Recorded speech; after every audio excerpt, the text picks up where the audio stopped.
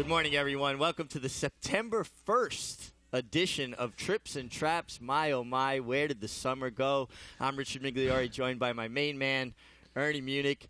And we're still warm enough for the jackets to come off, but maybe we took the jackets off because the gloves are coming off in this Trips and Traps. Wow, I like that. Nothing like a heavy metaphor to start the show. We have some very interesting trips, of course, mostly on grass.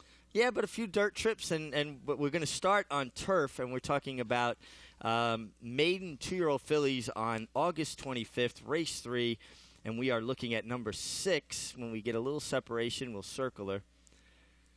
And there she is, right here. This is Unspoken Mission, and her mission, if she chose to accept it, was to try to work her way through this field. Yes, and it's a little bit herky-jerky early on. And keep in mind, Unspoken Mission was 3-1 for Ralph Nix, who we saw yesterday win the finale with a firster. His firsters are so well prepared. This horse was well meant, but did not have the best trip. No, and you saw early she had to steady back a little bit. Now she's fine. You know, like I like this position now, actually. You're in between flights. You're unencumbered, but now you got to make a decision where you're going to go. I also think that this filly was a little bit difficult to ride. I think Joe Rosario was looking to try to get outside, but she had other ideas. I think she wanted to get more down to the inside. And you can see here, he's kind of looking, searching for a place. Now, she's here. Keep an eye on the move from this horse here, who takes her ground very abruptly. And that was Jose Ortiz on the 4th place finisher, Paz the Wine. So when she comes out and kind of bowled her way out, she wound up back inside where I think she wanted to be anyway, Ernie. She looks like she's lugging into me. Yeah, she's lugging in. She's trying to find a comfort zone. It never really happens, and I'm sure it's frustrating for owner, trainer, jockey, everyone involved when you have a well-meant filly and you're just stuck.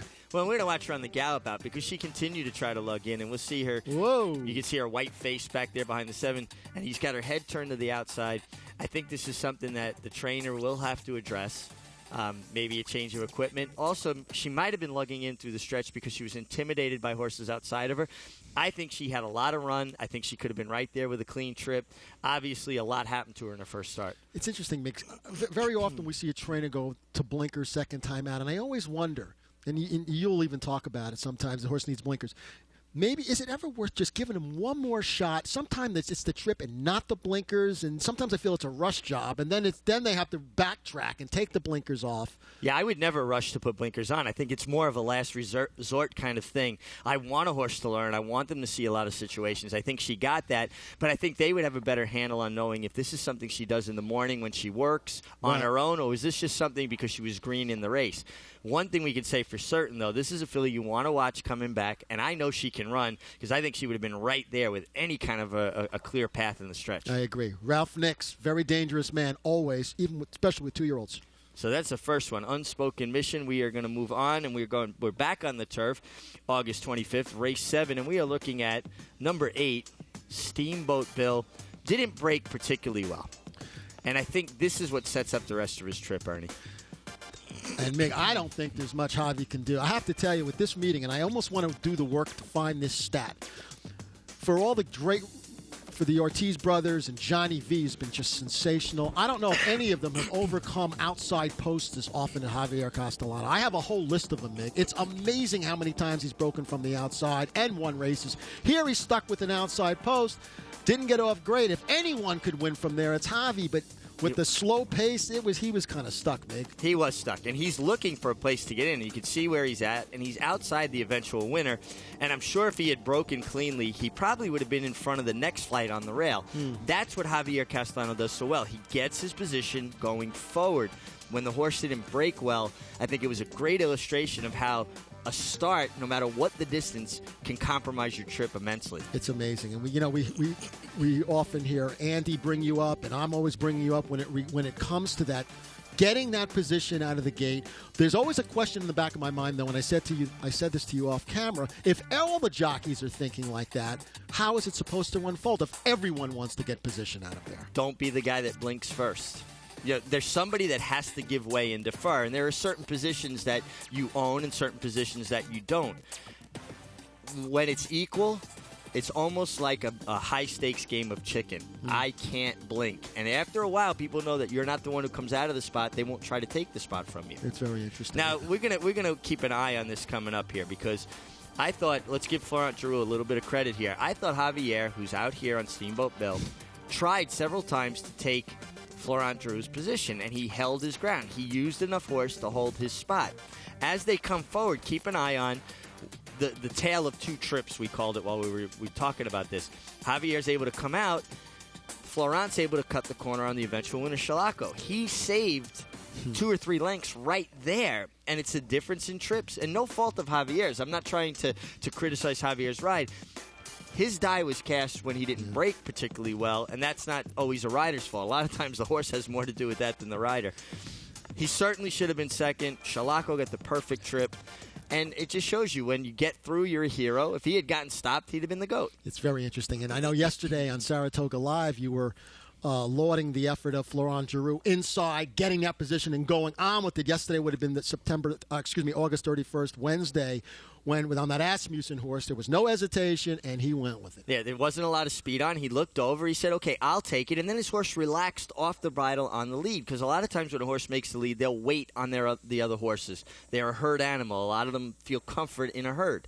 So if you clear off a length or two, their ears will come up, they'll settle, and everybody else's horse is pulling to catch up with that horse. They're using more energy the wrong way. Yeah, this kid can really ride. He's from France, but he really is he finds good spots to be in. I thought it took him a little while to get comfortable here with this colony and learn this course a little bit. It's not an easy thing to do, to come in with a bunch of guys. You don't know how they ride. You don't know their habits. I think the last week he's finally hit a comfort zone, and you're starting to see the best of Florent Geroux. Cool. Well, we've seen him in big game situations. He seems to be a big game rider. He has not frozen under those the hot lights of grade ones all around the country. No, he seems pretty comfortable and confident in those positions. Yes. We'll look for Steamboat Bill back at Belmont for sure. Let's go back now. We're going to go to the dirt, and we're going to look at a first-time starter, ironically enough, with Florent Geroux breaking from the rail. There you go. And he's the one horse, Super Catch, who did not have a super break. But I thought this horse showed a lot of grit, a lot of determination, because a lot of young horses, when they're getting the kickback, and keep an eye on him. When we talk about a horse climbing, this is what he's doing here. He's starting to climb from the kickback. You see how high his head is? His front legs are coming up higher off the ground. He's climbing from the dirt being thrown back in his face. He's never experienced dirt of this level. In the morning, you can school one, but it's not a race. And this horse had every right to throw in the towel around the 3/8 pole. And the fact that he kept coming points out to me, Ernie, that he has quality. And he never leaves the inside. I mean, he's tethered to that rail to the inside where there's traffic and there's dirt continually coming at him, including traffic and so on and so forth. And as you talk about, you're not going to get 9 horses around you in the morning. And he just keeps coming and coming. Now, the second horse, Motown, with Tony D, first-timer, took a lot of money and ran very well, and so did the winner. This guy, kind of Super Catch, back there in the crowd, just kept grinding away, and the horse got some moxie here, continuing on despite the traffic and the inside trip and so on and so forth. Like I said, he had every right to throw in the towel, and you could say, I'm going to keep an eye on this horse. The fact that he kept coming to be third shows that he had no quit in him. What he has that the other 2 horses, the first and second place finishers, don't have is a dirty face. They were both clear that, Reckling was up on the lead. Motown was out in the clear. And with young horses, it makes a big difference. And not only do they not have 9 horses around them in the morning, the dirt does not come back nearly as hard because you're going a much more controlled pace. When they go in 22, they're throwing it back at you. When you go in 24, it's just kind of hitting you, but it's not spanking you the way it does when they go fast. Does the dirt sting when it comes back to you for the jockey? Not it doesn't hurt the horse. I'm saying especially in the cold weather, in the winter, it'll break all the blood vessels in your face, even on your shoulders. You get hit with it. You get used to it, but people don't realize it's a lot to contend with. It's a lot different than the morning. Yeah, public handicappers don't get that kind of that stuff in their face when they're wrong or when they're working. That's one thing we don't realize. No, you guys don't get stuff in your face. That's for sure. Yeah, no doubt. Let's turn the page. August 27th, race 4. And this is a trip that I thought was really worth talking about. We're looking at number 5, Montalcino. Breaks very cleanly, head and head for the lead, actually. And this is a horse's second start in this country, so you had to count on her being able to break a little sharper, be a little bit keener. And I thought Junior Alvarado made a poor decision. He takes her back here. Now, even if you want to be behind horses, don't take back to allow those horses to drop over on you. He had to check out of the spot because he should have been a little bit more aggressive and allowed her to at least be up and behind the leader. The horse that took his position is laying 4th on the inside, and now he's stuck behind horses he shouldn't be stuck behind. It's a very tricky situation to be in. You can see there's still some fighting going on here between jock and horse. This horse was a bit tricky to ride first time here in this country. Mig might be a puller, but still, does that excuse not maybe getting a better position? And do you think this is maybe riding to instructions or not? How does that play out in this situation? Very well could be instructions. Personally, I think if he had allowed her to run a little freer, she would have settled more and been more in the position of like where the 10 horse is at this point. The 10 horse found the rail from that outside spot. So, and another horse, Mighty Super this time from the Live Oak. Now, Junior's going to be able to get outside. She's still pulling. But this is the hottest point in the race. They go from 3/4 and 13 to a mile and 36 and 1, and he's going to make the widest move. Chasing outside is no way to win turf races. And you see where the winner's laying second the whole time, having that beautiful, sweet trip. So when they quicken up, she's already in position to quicken up, comes widest into the stretch. And I just think that she had too much work to do to get to that point where she had to flatten out. She doesn't have the ability to go 22 and change from there.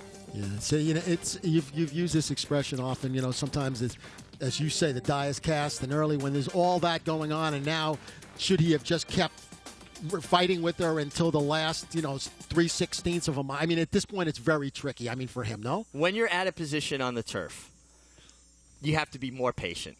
Now you've already been dealt the bad hand. How are you going to play that bad hand? When you tip out and try to catch those horses as the race is heating up, it's a next to impossible thing to do unless you're much the best. Right. All that being said, and in fairness to Junior Alvarado, I think this filly will be much better at Belmont, 1 mile or 7 furlongs, and not 2 turns, because a puller is harder to ride going 2 turns. How much do I let her run in the first turn? How much do I take a hold of her? Very interesting. I think this filly's a filly you definitely want back 1 mile or 7/8 at Belmont. Drawing inside? Or does he? It wouldn't matter to me. Wouldn't matter to you. Wouldn't matter to me. And it'll give him the opportunity to just basically come out quiet without having to get in her mouth, and hopefully it'll pan out a little better. Yeah, a short turn for this horse doesn't seem like a good thing. No, because if you let her do too much, now she's running away with you. Now you're in trouble anyway. Difficult horse to ride. I'll give him that. I still think he'd have been better off going forward. August 27th, 13th race of the day after our incredible performance by Arrogant in the Travers. Number 9, Lead by Example. I do not blame Junior Alvarado for this ride at all. This is a case of just being absolutely unlucky. They went a legitimate pace up front, 47 and 1 for these horses, 3/4 and 11 and basically 3. He wants to get back here. You don't want to be caught in between horses and try to get to the rail. He did a smooth enough job of that, I believe. And the 10 horse took back further. The 2 horses that wound up running 1-2 come from behind him. He's trying to save ground. I can never blame a rider for saving ground and not getting lucky. Yeah, it's so interesting when you see all the jockeys thinking on that first turn, and they're all most of them are trying to save ground.